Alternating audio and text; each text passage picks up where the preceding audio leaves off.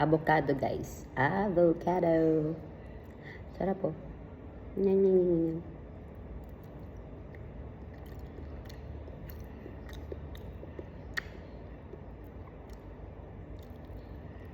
Ang avocado, matabang talaga siya. Siguro minsan may matamis, pero hindi pa ako nakatikim ng matamis eh. Pero pag ganito talaga, yung hindi pa siya ganong ripe, medyo matabang talaga siya. Kaya dapat lagyan siya ng ano, nilalagyan nila ng lemon, minsan sugar, minsan yung gatas. Lalo na yung condensed ba yun? Oh. Pero mas healthy pag pag ganito lang siya, ganito mo lang siya kainin. Mas healthy siya, pero matabang talaga siya. Pero healthy kasi siya. Kaya go, go, go! Tawagin natin si Isaac. Isaac! Alisa! Dali! Patilawan natin siya. Dali na, agpas! Tilawin niya siya. Mangga. It's not mango. What's this? It's avocado.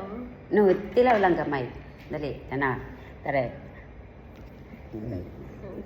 Okay, small, very But small. you just ate before. I put in your Yeah. bread. I know. Di ba? Oh, so gamay lang. Come here.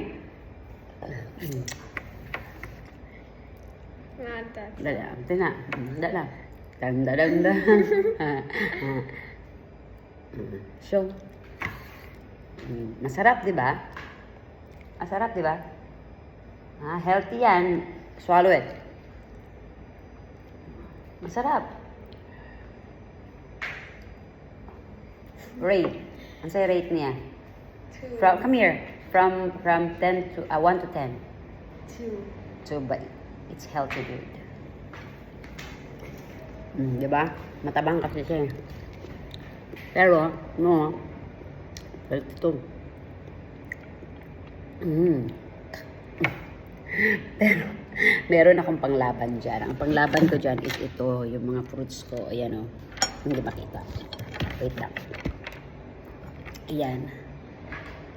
Isaac, what you call this one, Isaac?